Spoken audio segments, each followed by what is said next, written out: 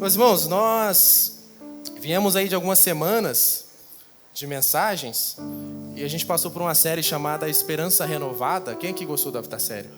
Acho que quando a gente fala sobre a cruz de Cristo, acho que mexe com a gente, né? A cruz de Cristo é escandalosa, a cruz de Cristo é constrangedora. Isso vai mexer com o nosso íntimo e é o que ela precisa fazer mesmo. Porque a cruz é um caminho que a gente precisa também percorrer para que nós sejamos como Cristo. Porque se com Ele padecemos, com Ele também seremos glorificados, amém? E nós aprendemos a respeito dessa esperança que é a obra de Cristo. E na última semana, no final de semana, a gente teve a nossa conferência sobre maturidade, que é uma conferência anual, né, onde nós aprendemos sobre crescimento, sobre como é que nós precisamos nos portar e pensar diante de Deus a respeito da nossa vida cristã, da nossa conduta cristã. E Deus, Ele tem nos chamado, nos convocado, nos exortado para que nós tenhamos uma fé que não seja apenas uma fé que senta em uma cadeira, ouve uma boa palavra e daqui para fora não adiantou nada. Nós temos aprendido quem? Só um minutinho, estou sendo orientado. Aqui? Oxa! E nós temos aprendido como que a gente precisa se portar e responder aquilo que Deus Ele tem feito em nós. E Ele quer fazer através de nós. E a última mensagem da conferência, Pedro, ele falou sobre a sociedade dos amputados. Primeira vez que eu ouço esse nome. Mas muito interessante e faz todo sentido, amém? Amém. E ele falou sobre Cristo ensinando a gente que é mais importante a gente entrar pela metade no reino de Deus do que se manter inteiro até o final da vida e ter nosso corpo todo lançado no inferno. Então, isso reverbera muito com a palavra que tem, por exemplo, em Marcos, quando ele vai dizer bem assim: o que adianta ganhar o mundo inteiro e no fim perder a sua alma? Amém? O que adianta a gente chegar com o corpo inteiro, mas perder a alma? Mais importante para a gente chegarmos pela metade, faltando um braço. Isso fala sobre as rupturas de nós mesmos com este mundo. Nós falamos muito sobre esses temas aqui, sobre nós sermos as pessoas que precisamos ser. A mensagem do Evangelho, meus irmãos, ela muitas vezes, e talvez a maioria das vezes, ela não é romântica. E nós sabemos disso, porque há uma cruz. A mensagem do Evangelho é sobre uma cruz, sobre alguém que foi envergonhado, sobre alguém que foi despido, sobre alguém que se entregou para a morte. E essa é a mensagem do Evangelho como nós a conhecemos. E nós sabemos, meus irmãos, que nós vamos, assim como o nosso Senhor, passar por tribulações, por aflições, por angústias. É o que a palavra vai nos dizer. De nós lutarmos dia após dia contra nós mesmos. E nós sabemos o quão difícil isso é. Pelo menos para mim é muito difícil. Eu entender que eu preciso aceitar a tribulação, aceitar a aflição como vindo até da própria parte do Senhor, para me forjar, para me testar, para que eu me molde naquilo que eu preciso ser. A Bíblia ela não fala de passarmos por tribulações e aflições como algo opcional, mas como algo que inevitavelmente vai acontecer. Amém? Isso é claro para vocês? A grande questão fica em como nós vamos nos posicionar diante de todas as aflições, diante de todas as tribulações que nós passamos. Será que elas têm nos abatido a ponto de a gente regredir? Ou de buscar subterfúgios para que a gente seja anestesiado nessa vida? Entretenimento, prazeres e tudo mais, que tentam afastar-nos dessa dor, mas que na verdade não curam de fato essa dor. Ou será que nós estamos nos portando a partir do que a própria palavra vai dizer? Como Paulo diz, nos gloriando nas tribulações. E Paulo vai dizer, nos gloriando nas tribulações, sabendo o quê? Que elas produzem paciência, experiência, esperança. Então as tribulações elas não vêm para nos derrubar, elas vêm para que Deus trabalhe em nós, para que nós sejamos quem precisamos ser.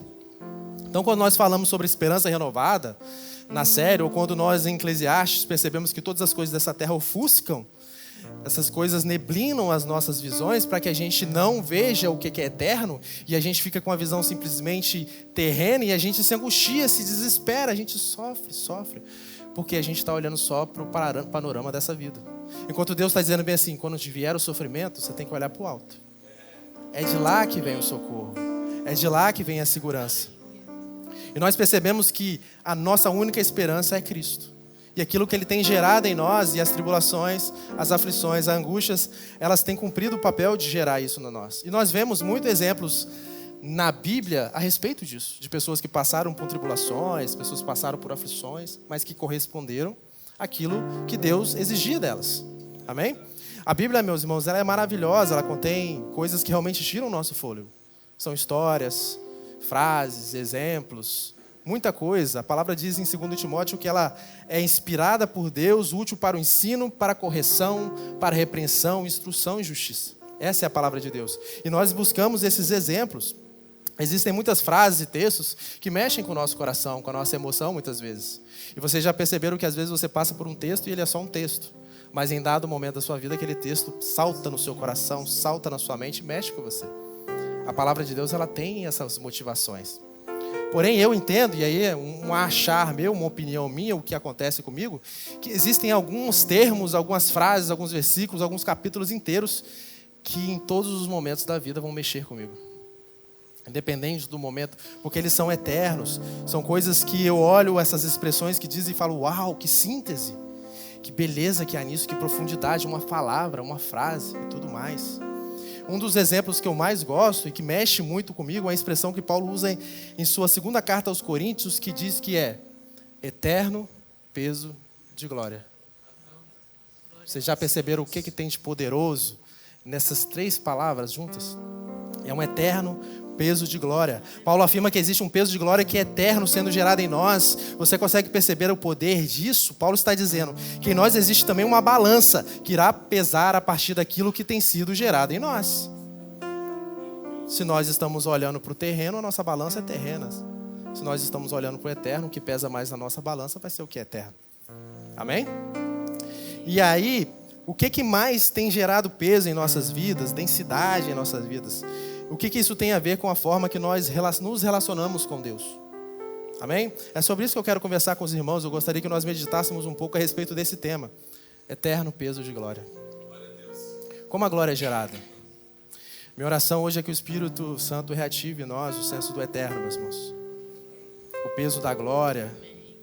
Deixar de ser apenas um conceito e se tornar uma convicção que vai governar cada decisão, cada desejo. E por que não todas as tribulações e as angústias que nós temos nessa vida. Amém? Então vamos ler o texto que está em 2 Coríntios 4. 2 Coríntios 4, versos 16 ao 18. 2 Coríntios 4, versos 16 ao 18. Amém? Vai dizer bem assim: por isso não desanimamos, pelo contrário, mesmo que o nosso homem exterior se corrompa, contudo, o nosso homem interior se renova de dia em dia. Pode passar. Porque a nossa leve e momentânea tribulação produz para nós eterno peso de glória acima de toda a comparação. Não atentando nós nas coisas que se veem, mas nas que não se veem. Porque as coisas que se veem são temporais e as que não se veem são eternas. Amém? Vamos orar. Senhor, nós te agradecemos, ó Pai, louvamos o teu nome por mais este culto, por mais este momento, por essa reunião, Deus. Nós louvamos e bendizemos o Senhor porque nós sabemos que é o Senhor que nos trouxe aqui e todos que deveriam estar aqui estão, Pai. Nós cremos que o Senhor separou esse tempo para nos ensinar, para nos instruir, para nos exortar, ó Deus, nos esticar. E nós louvamos o Senhor, ó Deus, pela Tua palavra, porque é a Tua palavra que faz, é a Tua palavra que, ó Deus, muda os nossos corações e transforma as nossas vidas, ó Deus. Eu clamo agora, Deus, que o Senhor aquiete os nossos corações, as nossas mentes, as nossas distrações e que nós possamos focar e aprender mais do Senhor. Eu oro em nome de Jesus. Amém. Meus irmãos, sempre é muito importante quando a gente traz aqui em cima, não ter um texto fora de um contexto. Então sempre é muito importante a gente explicar um pouquinho sobre o que Paulo está dizendo ali. E Paulo está escrevendo essa carta à igreja de Corinto, e nós conhecemos bem a igreja de Corinto, nós ouvimos muito sobre a igreja de Corinto. Nós sabemos que era uma igreja próspera, era uma igreja que tinha um contexto portuário próspero, era uma igreja que era cheia de dons e se gabava desses dons, porém ainda era uma igreja imatura. Amém? E aí Paulo ele escreve essa carta aos Coríntios, e depois da primeira carta aos Coríntios ele faz uma visita à igreja de Corinto. E nessa visita ele vai usar a expressão que foi uma visita dolorosa. Foi uma visita dolorosa. Paulo é rejeitado, Paulo é atacado por muitas pessoas. Porque existiam naquela igreja já um contexto dos superapóstolos, criou-se divisões, pessoas fizeram a cabeça dos irmãos contra Paulo, e houve um cisma, houve um problema muito grande para Paulo. E aí Paulo, depois dessa visita, ele escreve uma carta que ela não está no nosso cânon, é uma carta perdida de Coríntios. Mas ele escreve uma outra carta aos Coríntios, E essa carta ele deixa entender que foi uma carta muito severa, carregada. Imagina que 1 Coríntios já era severa, só que a ideia é que essa outra carta era mais severa ainda. E aí Paulo recebe a notícia de que muitas pessoas se arrependeram por conta dessa carta e se reconciliaram com ele. Claro que não todos, principalmente porque existia esse contexto dos superapóstolos lá que se gabavam e tudo mais. Porém, depois disso que Paulo descobre desse arrependimento, então ele escreve essa segunda, que a gente chama da segunda carta aos Coríntios, que está na nossa Bíblia. Ele tinha 3 objetivos principais: defender a sua autoridade apostólica, conclamar a generosidade na coleta para Jerusalém, confrontar os superapóstolos que enganavam o povo. O texto base que nós lemos está justamente nesse contexto onde ele está fazendo uma defesa do seu apostolado. Amém até aqui? Paulo escreve essa carta com um tom emocional. Nós percebemos que Paulo ali está despido de si mesmo quando nós lemos a segunda carta aos Coríntios. E tendo em vista esse contexto da carta, eu quero trabalhar alguns pontos com os irmãos. Eu acho que é muito engraçado quando a gente olha sobre esse contexto de Paulo ele está fazendo uma defesa do seu apostolado, mas o tempo todo ele está falando sobre as suas dores, sobre os seus sofrimentos, sobre as suas marcas. Paulo está dizendo que a principal marca do apostolado dele é o que ele sofreu por Cristo. Não é o que ele fez de milagres e das conversões e dos batismos. A glória de Paulo era as tribulações por nome de Cristo. Amém? E eu quero trabalhar alguns pontos com os irmãos para a gente entender o que Paulo está dizendo especificamente naquele texto que a gente leu como base. E a primeira pergunta que eu quero fazer para os irmãos é uma que fica bem assim. A gente conhece a vida de Paulo, amém? Aí quando você olha para a vida de Paulo, você se pergunta: leve e momentânea, Paulo? Leve? Sério? Se você pegar e recortar só esse trecho, leve e momentânea tribulação, você vai falar: não, Paulo está sendo irônico. Acho que Paulo está de brincadeira aqui, não é possível. Só que tem um contexto que Paulo vai dizer porque que essa tribulação ela é leve e momentânea. Amém? E quando a gente olha para a vida de Paulo, a gente percebe algo muito forte. Por exemplo, o primeiro contexto da vida de Paulo, quando ele tem a sua revelação do Cristo no caminho de Damasco, ele vai na cidade de Damasco com seus olhos escamados, e aí Deus manda Ananias falar com ele, e aí a frase de Ananias que Deus fala para Ananias é algo fora do comum, e que abre muito a nossa mente para o que nós vamos entender aqui. Ele diz em Atos 9:16 que Ananias ele ficou com medo de ir falar com Paulo. Mas aí Deus exorta Ananias assim: vai, porque ele é um vaso escolhido para mim. E eu lhe mostrarei o quanto deve padecer pelo meu nome. Quem que vai mostrar, meus irmãos? Deus vai mostrar. Não é outro que vai mostrar, é Deus vai mostrar para Paulo o quanto ele deve padecer pelo seu nome. E quando a gente olha para a raiz dessa palavra mostrarei, que a gente traduz por mostrarei, essa palavra ela dá uma ideia de que Deus vai deixar absolutamente claro para Paulo. Vai falar assim: você não vai ter dúvida do tanto que você tem que sofrer, do tanto que você tem que padecer pelo meu nome. Você não vai ter dúvida. E outra palavra que me chama a atenção é essa palavra deve, nem deve padecer. Porque essa palavra ela tem uma raiz que ela vai dizer não apenas uma opção, essa raiz ela vai dizer de uma inevitabilidade. Paulo não tinha escolha. Para você, eu vou te mostrar de forma clara, mas eu vou te mostrar de algo que é inevitável. Você vai sofrer. E a gente não pode romantizar o sofrimento de Paulo. Era literalmente aflição, dor e sofrimento aquela palavra ali. Não era, não, você vai ter que abandonar as suas coisas.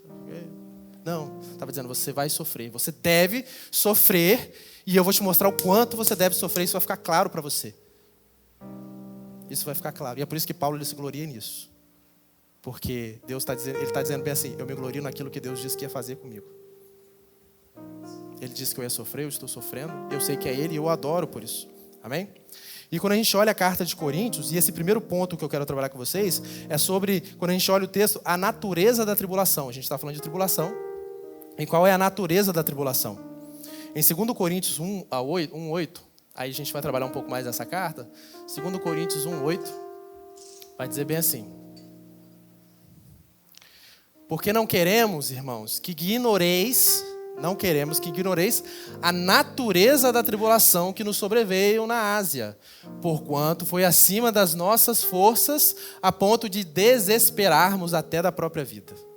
O que ele está dizendo? Lá no começo da carta, ele está falando assim: meus irmãos, lá na frente eu vou falar bem assim que a minha tribulação é leve e momentânea, amém? mas eu não quero que vocês ignorem a natureza real dela. Não ignorem a natureza dessa tribulação. E Paulo, ele usa essa palavra desesperar, e lá na frente, no 2 Coríntios 4, ele usa de novo essa palavra, só que lá é traduzida como perplexo. E realmente vai dizer que Paulo, ele ficou perplexo, desesperado da sua própria vida. Chegou o momento da tribulação de Paulo falou assim, acabou, agora é aqui, chegou meu fim. É isso que Paulo está dizendo. Não ignoreis, nós desesperamos da nossa vida. Nós entregamos a nossa vida porque nós íamos morrer. Vocês sentiram o nível da tribulação de Paulo? Desesperou da própria vida. Só que Paulo, ele vai ser mais enfático ainda na própria carta, no capítulo 11, 2 Coríntios 11, no versos 24 e 28, Paulo, ele vai listar coisas que aconteceram com ele, que é sobre a tribulação dele. Ele vai dizer, 5 vezes recebi dos judeus uma quarentena de açoites menos um. Fui 3 vezes fustigado com varas, 1 vez apedrejado, em naufrágio 3 vezes. Uma noite e um dia passei na voragem do mar. Em jornadas, muitas vezes, em perigos de rios, em perigos de salteadores, em perigos entre patrícios, em perigos entre gentios, em perigos na cidade, em perigos no deserto, em perigos no mar, em perigos entre falsos irmãos. Em trabalhos e fadigas, em vigílias, muitas vezes, em fome e sede, em jejuns, muitas vezes, em frio e nudez. Além das coisas exteriores, há o que pesa sobre mim diariamente, a preocupação com todas as igrejas. É leve, irmãos? Eu não sei se é leve. Mas Paulo, ele em algum momento da sua vida, da sua carta, ele fala que é leve. Quando a gente olha para esse contexto do capítulo 11, ele está no contexto em que ele está defendendo contra os superapóstolos. Ele está dizendo assim, beleza, essa galera aí está dizendo que faz coisas, que não sei o quê, mas cadê as marcas deles? Olha aqui as minhas marcas. Cristo disse que nós precisamos padecer, Cristo disse que nós passaremos por aflição, Cristo disse que tem uma cruz que nós precisamos subir nela e carregar essa cruz. E aí ele está dizendo assim, essas são as marcas, não é o que você ganhou, não é a sua riqueza, não é o seu carro, não é o seu poder, não é a sua capacidade, seu desempenho, é a cruz que você está carregando, que é a marca do apostolado. E é isso que Paulo está dizendo. Agora a pergunta que a gente precisa meditar é, a tribulação de Paulo foi realmente leve, meus irmãos? Sim e não. Sim, se a gente olhar num panorama debaixo do sol. E não se a gente tiver uma visão de eternidade. E o que Paulo está fazendo, coloca por favor o verso, capítulo 4, 17 aqui. 17, desculpa. O que Paulo ele vai dizer aqui é que a tribulação é leve e momentânea. O que não, segundo o Senhor, não, desculpa, 4:17. Porque a nossa leve e momentânea tribulação produz para nós eterno peso de glória. O que é que Paulo está fazendo aqui? Ele não está dizendo que a tribulação dele foi fácil. Ele está dizendo bem assim, comparado com isso aqui, ó, eterno peso de glória. Porque quando a gente entende que essa tribulação está gerando um eterno peso de glória, ela é leve e momentânea. Por quê? E ele está brincando com essas duas palavras, leve e momentânea, tribulação, pesada e eterna, glória. Ele faz esse jogo de palavras para dizer que quando a gente coloca na balança tudo que nós sofremos aqui, tudo que nós passamos aqui, e coloca a glória que está sendo gerada aqui, a balança despende demais. Despende mais.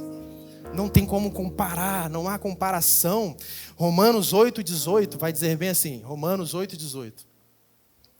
Amém, meus irmãos? Romanos 8:18. Porque para mim tenho por certo que os sofrimentos do tempo presente não podem ser comparados com a glória a ser revelada em nós. É isso que Paulo está falando. É por isso que é leve e momentânea, amém? A natureza da tribulação, sob uma perspectiva debaixo do sol, como o Leandro falou muitas vezes aqui na nossa conferência, ela pode parecer um fardo e até injusta. E aqui há algo importante para nós entendermos dessa manhã. Se a gente tiver uma visão, se a gente não tiver uma visão da glória, só nos resta uma visão terrena e temporal. Então, se a gente só sabe olhar para as coisas dessa terra, a gente nunca vai ter uma visão da glória. Então, a vida vai ser sempre um fardo carregado. As tribulações nunca vão ser leves e momentâneas. E vai murmurações e tudo mais. Paulo afirmando, ele não está dizendo que ela é momentânea e leve por si só. E ele diz, não ignoreis a natureza dela. Por si só ela não é leve, meus irmãos. As nossas tribulações, as nossas aflições também não são leves. Eu sei que a gente talvez não viveu as tribulações de Paulo, mas nossas tribulações não são leves muitas vezes. Se nós estamos vivendo um verdadeiro cristianismo, elas não vão ser leves. Só que quando a gente tem uma visão da glória, ela não pode ser comparada por aquilo que ela está sendo gerada em nós. Paulo ele está afirmando isso. Dessa perspectiva, a tribulação se torna apenas um meio leve e momentâneo. Paulo ele não diminui a dor da tribulação. Ele só muda a perspectiva. Essa dor numa perspectiva de o que é eterno, eternidade, poeira, é pó. É sobre a nossa esperança que é renovada todos os dias em Cristo, como nós aprendemos na série. Paulo ele foi preso, espancado, torturado, envergonhado, sofreu nudez, mas ele dizia que aquilo estava gerando nele glória eterna. Assim como a gente vai entender na cruz de Cristo que ela era um símbolo de vergonha, um símbolo de maldição, um símbolo de derrota. Mas nós vamos perceber, biblicamente falando, que é onde a glória de Deus é plenamente manifesta. É numa cruz de vergonha. É onde que a glória de Deus ela manifesta. Mas para nós, um dia, e se nós temos a capacidade de afirmar como Paulo, nós precisamos ter uma perspectiva eterna de peso de glória. Se não sob uma perspectiva só debaixo do sol, nós sempre estaremos angustiados. Sempre estaremos perdidos, confusos, ansiosos. Nós precisamos aprender sobre essa perspectiva da glória. Isso me leva ao segundo ponto que eu queria trabalhar com os irmãos. Que a gente falou sobre o que é a natureza da tribulação. Mas é importante a gente também entender a natureza da glória. Amém? A palavra hebraica para glória é uma palavra que a raiz dela é literalmente pesado. É uma palavra que traduzida é peso, denso. E Paulo ele se utiliza dessa palavra justamente porque ela traz essa ideia de peso. A presença da glória de Deus é algo denso, não é algo comum. Embora muitas vezes, quando nós estamos na presença de Deus, nós a tratamos como comum. Amém? Muitas vezes nós estamos aqui pensando no que está lá fora acontecendo. Muitas vezes nós estamos aqui com a cabeça em mil coisas, enquanto a presença de Deus, que é densa, gloriosa e poderosa, está sendo manifestado, mas isso não nos causa nosso. O que está faltando na gente? Peso de glória. Quem não tem peso de glória gerado, não consegue sentir o peso da presença. Amém? Amém? A glória não é apenas, meus irmãos, uma compensação do futuro. Não é sobre um dia nós estaremos na glória. Não é. A glória é gerada no tempo presente, inclusive pela própria tribulação. Como eu já citei, Romanos 8,17, se com ele sofremos, com ele também seremos glorificados. O sofrimento ele não é um obstáculo ao propósito de Deus, mas é, na verdade, um meio pelo qual ele vai gerar em nós algo que dura para sempre. Amém? Mas o que é essa glória, meus irmãos? Mas o que é essa glória? Primeiramente, glória não fala em nós termos, possuirmos, sermos, blá, blá, blá, blá, blá, que é o que a gente fala do mundo exterior. Aquela pessoa é gloriosa porque ela tem uma casa, um carro e tudo mais. Não fala disso. Exatamente não fala disso. Davi, quando nós olhamos para o exemplo de Davi, ele tinha tudo. Um reino próspero, ele ganhava as guerras. Ele unificou as 12 tribos, ele era poderoso. Davi era poderoso. Amém? Alguém duvida que Davi era um homem poderoso? Mas o que Davi ele vai dizer? Que o seu desejo, na verdade, era habitar na presença do Senhor. Não era ter todas as coisas. Salmos 27,4 ele vai afirmar: uma coisa pedi ao Senhor e a buscarei, que eu possa morar na casa do Senhor todos os dias da minha vida para contemplar a formosura, para contemplar a glória do Senhor e aprender no seu templo. Davi entendeu que a glória não é ter o reino, é ter o rei. Glória a Deus. A glória é ter o rei. Em segundo lugar, a glória não é um prêmio externo, não é algo que nós alcançamos, ganhamos, pegamos. Colossenses 1,27 vai dizer que Cristo em nós é a esperança da glória. Cristo em nós é a glória. Também não é fama humana, não é emoção, êxtase religioso, experiências. Não é poder impessoal ou energia mística, não é algo que o ser humano pode produzir por si só, amém? A glória não é algo efêmero e passageiro, mas denso e eterno. E se você não pode produzir, você não pode reclamar do meio pelo qual Deus está produzindo em você, porque é Ele que produz. Você pode entender isso? Não é Ele que está fazendo, meus irmãos. Se a gente não tem capacidade, a gente simplesmente tem que aceitar o método de Deus e falar assim: eis-me aqui, Senhor. Eu me glorio nas minhas tribulações, porque eu sei que é por meio dela que o Senhor tem gerado em mim um eterno peso denso de glória. Glória densa, meus irmãos. Não é algo comum, não é algo simples. Isso a gente pode definir em algumas poucas frases aqui. Glória, ela é a expressão perceptível. Amém? Glória é a expressão perceptível do valor infinito de Deus. Em todos os âmbitos, em todos os momentos que Deus se revela e se percebe, é glória. É a glória dele se manifestando a nós.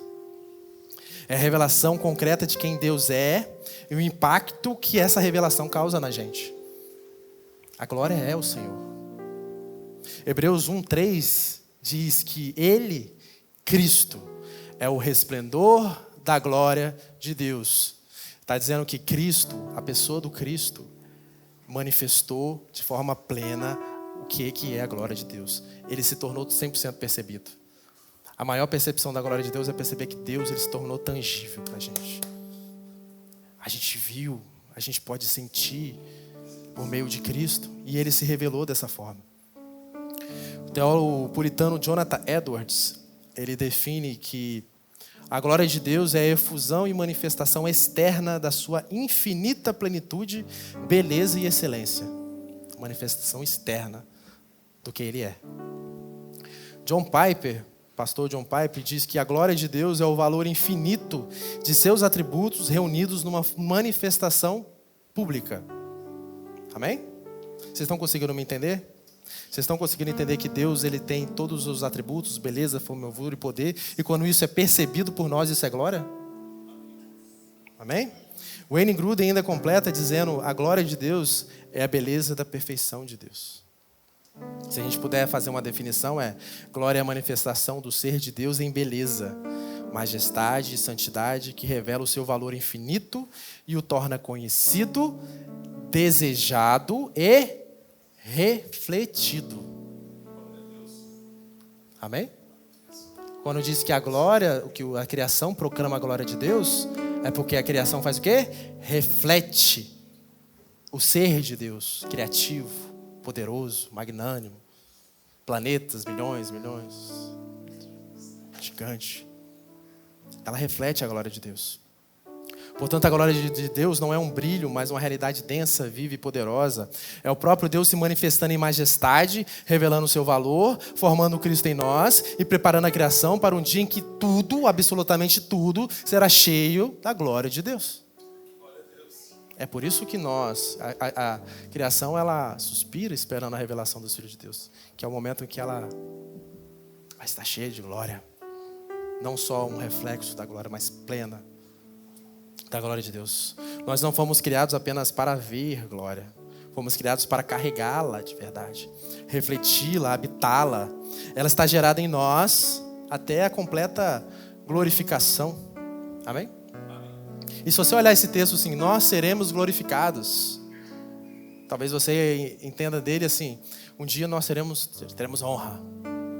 Nós seremos glorificados junto com Cristo, a majestade de Cristo, nós do lado dele lá, poderosão perante as nações, não é isso? Quando diz que nós seremos glorificados, ele está dizendo que nós seremos completos em glória. E a glória é quem? Cristo. Nós seremos completos em Cristo. Essa é a glorificação, porque nós seremos como Ele.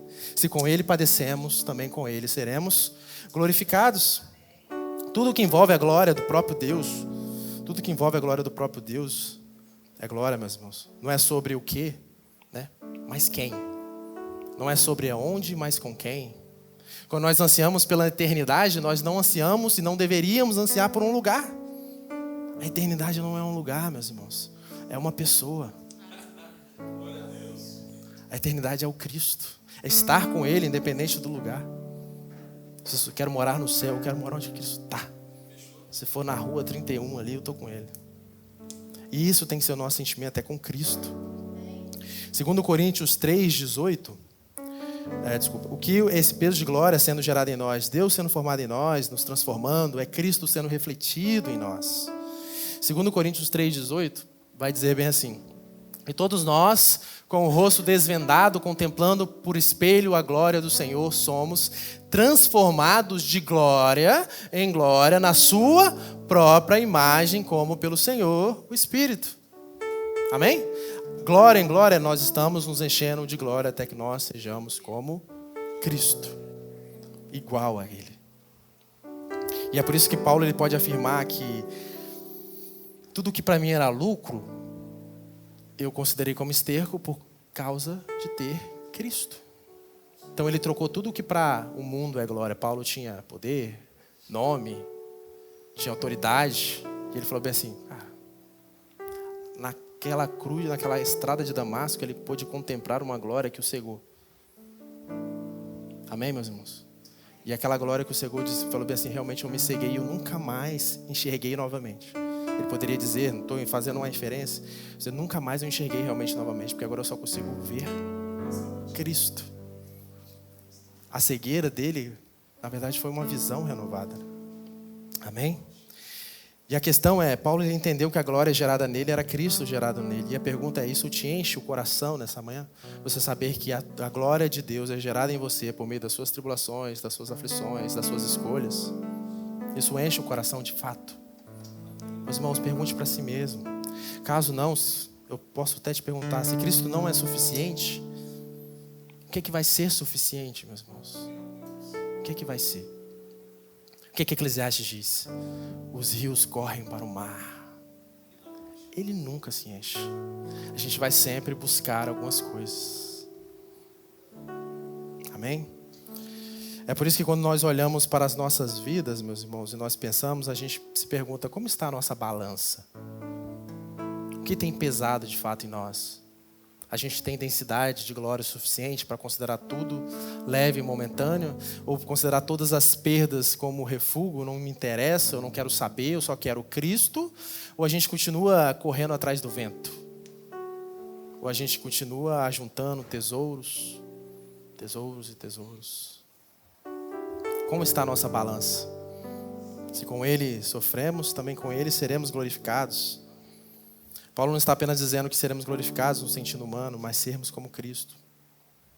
João 17, 22 diz que para que sejam um como nós somos um, lhes tenham transmitido o que, meus irmãos? A glória. Para que eles sejam um como nós, somos um, estou lhe transmitindo a glória que você tem me dado. Deus deu uma glória para Cristo, Cristo tem refletido essa glória em nós para que nós sejamos um com Ele, com os irmãos, assim como o Pai e Ele são um na glória. O peso de glória é o próprio Deus e a nossa capacidade de suportá-lo, de habitá-lo. 1 Coríntios 13, 2 diz que então veremos o face a face, agora conhecemos por parte, mas um dia conheceremos como somos conhecidos. Mas o que Paulo está dizendo, o que gera em nós, meus irmãos, o melhor, o que gera Cristo em nós, o que Paulo está dizendo no texto que nós lemos? Tribulação. Amém? Ele não está dizendo que é você ser o suprassumo do conhecimento bíblico, o suprassumo do teólogo, as muitas letras. Não é isso. Ele está dizendo que são as tribulações. E aqui é só um exemplo. Tudo que nós fazemos por meio de Cristo gera em nós glória. E se nós fazemos algo por meio de Cristo, nós somos contrário ao mundo. Logo nós seremos atribulados, afligidos. E a única forma de nós não sermos atribulados e afligidos é se nós não fazemos nada por causa de Cristo. E é por isso que cada um de nós precisa se avaliar se tem sofrido bastante tribulação. Porque quanto mais tribulação e aflição que nós estamos sofrendo por conta de Cristo, de fato, nós sabemos que nós estamos nos movimentando em Cristo, de fato. E aqui ninguém está fazendo apologia ao sofrimento, meus irmãos. O que Cristo diz para Ananias falar para o Paulo? É inevitável. Eu escolhi ele. É um vaso que eu vou encher. E para eu encher esse vaso, eu vou apertar ele. Amém? Paulo não está dizendo para você agora correr atrás de tribulações. Agora você, o cara que vai sofrer. Vou lá na ordem dos franciscanos, vou parar de comer, parar de ver o sol, vou viver sofrendo. Não é isso. Ele está dizendo que se você ir indo, você vai sofrer tribulações porque você está sofrendo por nome de Cristo. E se você vive por nome de Cristo, você vai sofrer tribulações. Se você tem se enchido de Cristo, se você tem promovido o nome de Cristo, se você tem falado de Cristo, revelado a Cristo, onde você está, você vai sofrer tribulações. E o contrário é verdadeiro. Tem uma história, que nem está aqui na anotação, de John Wesley. Quem conhece John Wesley? John Wesley era um pregador itinerante, ele foi afastado, não tinha igreja, então ele rodava, pregava debaixo de árvores e tudo mais, etc. Dado o tempo, passou, isso eu não vou lembrar agora exatamente o tempo, mas John Wesley olha e fala bem assim: Deus, tem 48 horas que eu não sou afligido, não sou atribulado. Me mostra o que eu estou fazendo de errado. E aí no mesmo momento um cara está com uma pedra, né? Amém? É verídico, está na história dele. Veja o que Paulo diz em 2 Coríntios 4, 7 ao 10, um pouquinho antes do texto que nós lemos. 2 Coríntios 4, 7 ao 10. Temos, porém, este tesouro em vasos de barro, para que a excelência do poder seja de Deus e não de nós. Em tudo somos atribulados, porém não angustiados, perplexos, porém não desanimados, perseguidos, porém não desamparados, abatidos, porém não destruídos, levando sempre no corpo o morrer de Jesus, para que também a sua vida se manifeste em nosso corpo. É o que Paulo se gloria. Você tem se gloriado nisso? Mas você entendeu que é uma consequência? Viver a vida de Jesus significa morrer a nossa própria vida. Morrer dói, meus irmãos? Não sei, eu nunca morri. Mas uma queimadura já dói. Exatamente.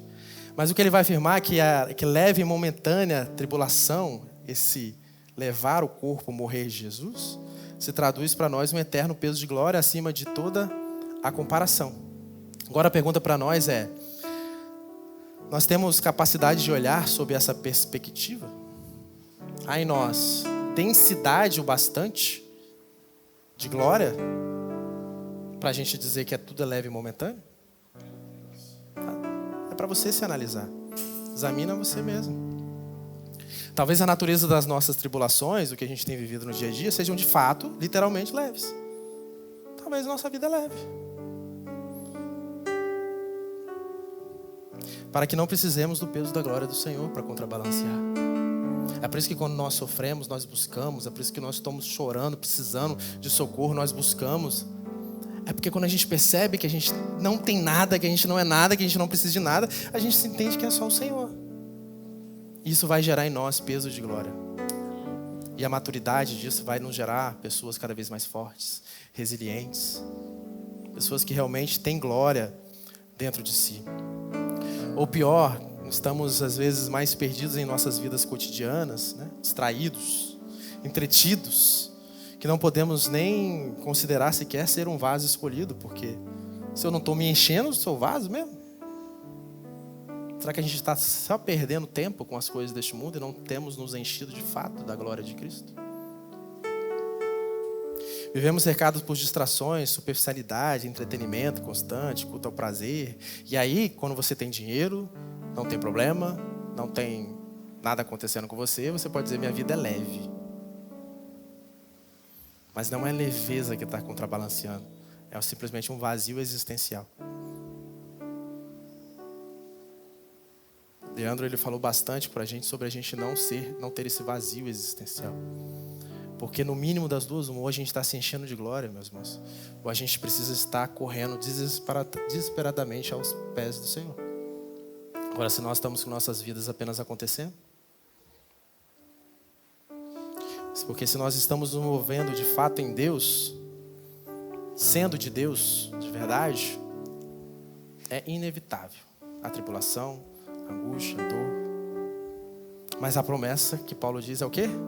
Que tudo isso está gerando um peso de glória que é eterno, enquanto tudo que nós estamos passando é leve e momentâneo. E qual que é a sua balança? O que é que você está querendo, na verdade? Se encher de glória? Ou quer viver uma boa vida e chegar inteiro no final? Ou é melhor chegar faltando partes e ir para o céu e estar com Cristo? Estar com Cristo, não ir para o céu? Ou chegar inteiro? Seu tempo é precioso demais, né? Às vezes a gente não pode fazer nada por Cristo. Às vezes a pessoa está do lado da gente, a gente simplesmente ignora porque vai dar trabalho. Vai dar trabalho tocar, velho.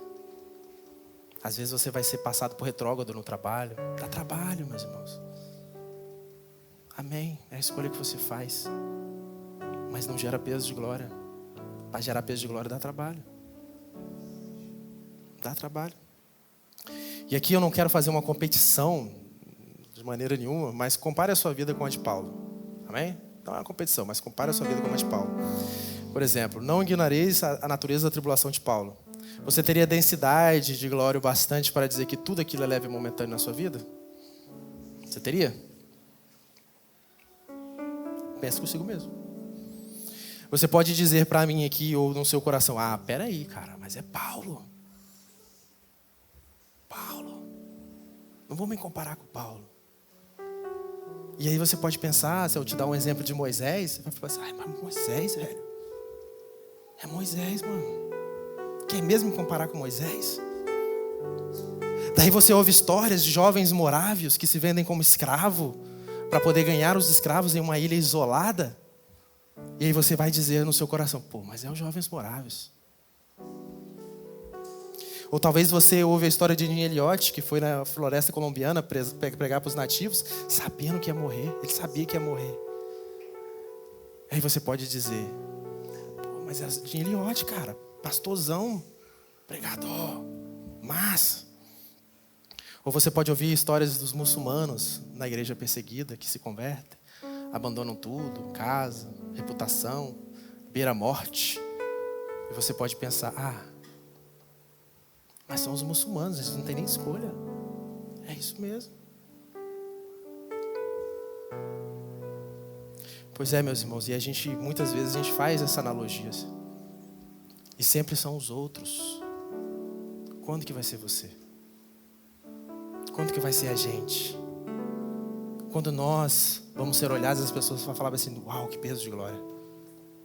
Que densidade, que pessoa que vive de fato para o reino de Deus. Que pessoa que se entregou de fato para o reino de Deus. Sempre são os outros, meus irmãos. Quando a sua história vai ser marcada por um peso de glória? Quando será você que vai contar a história de que Deus te moeu para fazer você hoje amar mais a sua esposa? Amém? O que Deus te moeu para fazer você ser um filho melhor, uma pessoa melhor? E se Deus quiser, que Ele vai te enviar para um lugar que você vai morrer mesmo? Porque isso aqui é leve e momentâneo. A nossa vida é leve e momentânea. É um sopro, é revel. Comparado ao peso de glória, o que adianta o homem ganhar a sua vida e perder a sua alma, meus irmãos? De que adianta? Pergunte para si mesmo: minha vida carrega algum peso de glória? Ou o que eu tenho gerado é leve, fútil, passageiro? O que o Espírito Santo testifica nas suas vidas? O que nos falta não é mais conteúdo, mais estímulo, mais emoção, mais cultos, mais reuniões, mais o que nos falta é glória. É cheio de glória. Porque quem está cheio, o vaso que é cheio de glória, ele transborda. Ele transborda. E contamina o ambiente. Um perfume forte, como um nardo puro. Que quando vaza, porque foi moído. Foi moído de verdade. Aquilo exala um perfume e fala assim: nossa vida, que cheiro de Cristo é esse? Quando você é moído, que cheiro que sai? Quando o vaso é quebrado, que cheiro que sobe, meus irmãos? É o cheiro da murmuração, da desistência, da perplexidade, do desespero? Ou é o cheiro de Cristo que tem sido gerado em você? Meus irmãos, nós olhamos aí, contamos histórias bíblicas, falamos de personagens incríveis, não sei o quê, e a gente ama a Bíblia. Eu amo a Bíblia. E nós contamos essas histórias, meus irmãos, de homens que foram realmente valorosos, se entregaram pelo Senhor, mas quando nós nos vivemos como se nós fôssemos estrangeiros da Bíblia. Amém?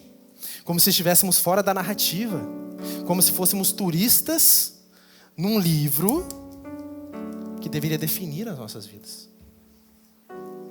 Eu deveria olhar para essa Bíblia e falar assim: eu vivo como esses homens, eu vivo como essas mulheres, eu me entreguei de verdade. Falta glória. Talvez você nunca tenha visto glória. Talvez você nunca tenha passado por um momento que você fala bem assim: cara, é o que eu quero pro resto da vida, velho. Talvez a gente não tenha passado por isso. E você tem querido isso de verdade? Às vezes você não passou, mas você precisa querer, você precisa desejar isso. Quando os sacerdotes eles saíam do santuário, a glória do Senhor enchia a casa, ninguém podia permanecer em pé. É o que diz em 2 Crônicas. Ninguém podia permanecer em pé. E aqui eu não estou fazendo apologia em cultos por aí, que as pessoas caem no poder, caem na glória, não é nada disso. Eu estou dizendo que quando a glória de Deus se manifesta, ninguém fica na posição que estava. Quando Deus encontra a gente num caminho de Damasco, a gente deixa de ser perseguidor. Quando Deus ele faz poderes, milagres, prodígios, tira o pessoal do Egito com pragas, com colunas de fogo, coluna de glória, tudo isso é muito bonito, mas o que Moisés queria? Mostra-me a tua glória, Senhor. Ele queria a glória. E o que para ele era a glória de Deus? Eu quero ver a sua face. Quero ver de verdade a sua face. Os homens e mulheres na Bíblia não eram especiais, mas respondiam a glória que Deus, como eles deveriam responder. Isaías viu a glória e disse: ai de mim. Pedro viu a glória e caiu de joelhos: afasta-se de mim, que eu sou pecador. Moisés viu a glória e o seu rosto brilhou, resplandecendo. Não era sobre eles, era sobre a glória que os visitava. Eles não são super-heróis, eles não fingiam só apenas normalidade quando a glória de Deus se manifestava. Como estamos nos portando diante da presença de Deus, meus irmãos? Em casa, no quarto, aqui no culto, na sala de oração. Como a gente se porta na presença de Deus? Enquanto a presença de Deus for algo comum para nós, falta glória. Falta estar cheio para se resplandecer de verdade essa glória. Meus irmãos, nós nos intitulamos como cristãos. Não deveria ser normal um culto apático, uma presença apática. Quando você está diante da presença de Deus e ela se manifesta, como você responde? Ai de mim que sou pecador? Ou você responde: preciso que esse culto acabe logo, que eu preciso ir almoçar com a minha mãe?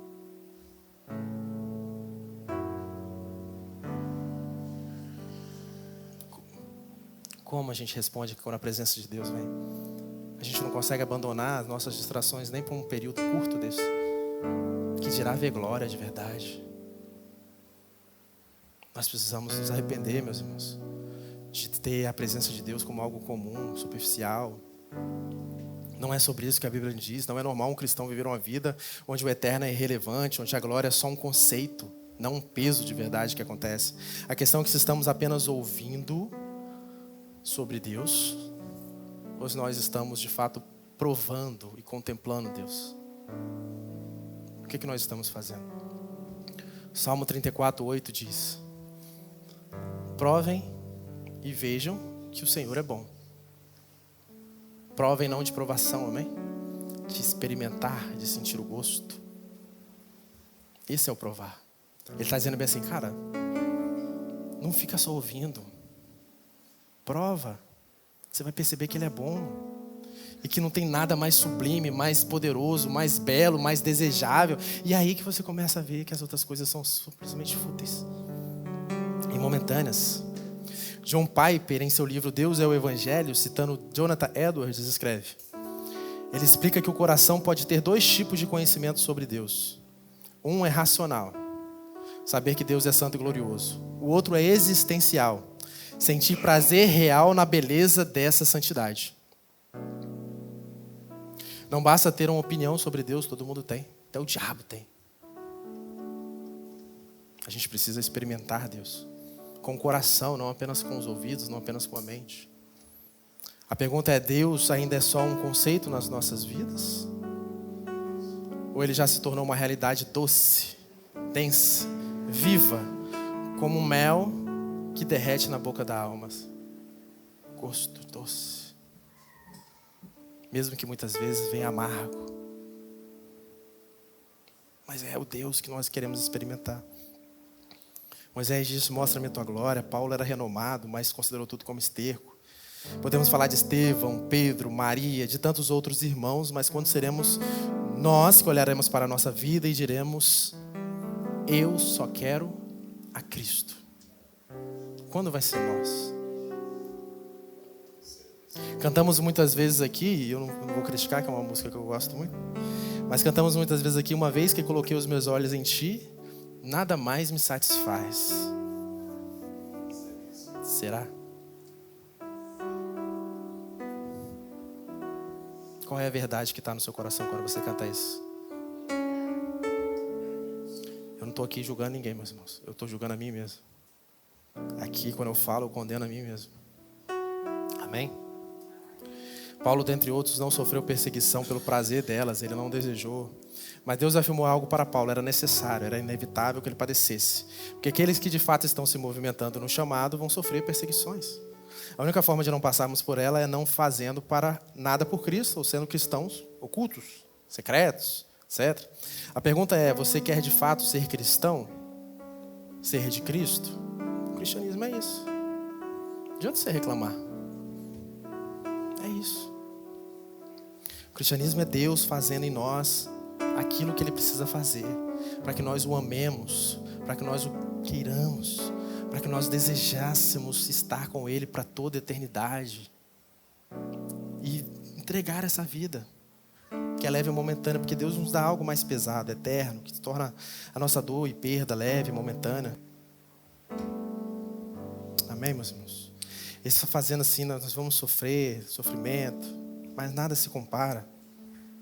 O que nos falta não é mais uma experiência. Quantas vezes experiência já teve? Deus curou minha mãe, Deus curou meu pai, Deus abriu as portas. Isso começa a virar lembranças que não pesam mais. Você não precisa, não é Deus fazendo mais alguma coisa, você precisa de Deus sendo em você. Você precisa de querer Deus e amar a Deus, ou no mínimo orar e dizer: Senhor, eu não te quero agora, mas eu quero querer. Porque a tua palavra diz que você é bom. A tua palavra diz que você é eterno, que você é santo, que há uma beleza que eu não estou conseguindo contemplar, meu Deus, mas eu quero contemplar, Senhor. Eu desejo contemplar, Senhor. Muitas vezes nós não queremos, meus irmãos, mas nós precisamos querer. A sua oração precisa ser: eu quero querer, Senhor. Eu entendi que é bom. Eu quero provar que é bom agora. Só que não adianta Deus fazer e fazer e fazer e isso não se tornar indelével na sua vida. Uma coisa que não se apaga. Não adianta você pular num dia e cair no outro. A gente precisa todos os dias gerar peso de glória em nós. A gente não precisa de uma ideia sobre Deus, meus irmãos, mas o próprio Cristo habitando, moldando, pesando sobre a nossa alma com santidade e beleza. E eu desejo que hoje o Espírito Santo ele reacenda. O grupo pode voltar. Eu desejo que o Espírito Santo ele reacenda em nós esse peso de glória. Que sejamos aqueles que provam, não só ouvem. Que possamos dizer como Moisés: Senhor, mostra-me a tua glória. Eu vi tudo que você faz. Eu vi tudo que o Senhor faz. Eu sei o que o Senhor é capaz. Eu conheço, está escrito. Mas eu quero ver a tua glória. Eu quero ver Cristo em mim. Eu quero refletir a Cristo. E ao ver essa glória, que você nunca mais consiga ver uma vida leve demais para um Deus que é tão denso, meus irmãos. Como nós vamos querer ter uma vida leve com um Deus que é pesado, que é denso? Amém? Porque, meus irmãos, Cristo é a glória de Deus encarnado. Cristo é a glória de Deus encarnado. E é Cristo em nós a esperança da glória. Amém? Que você possa guardar isso no seu coração. Eu oro para que você aprenda que a glória de Deus não é algo comum, não é algo passageiro. que a nossa vida, muitas vezes tribuladas, estão correspondendo ao peso de glória, e muitas vezes a nossa vida não está atribulada porque nós não temos glória o suficiente para manifestar aquilo que Deus é. Amém? Deus possa nos abençoar, meus irmãos.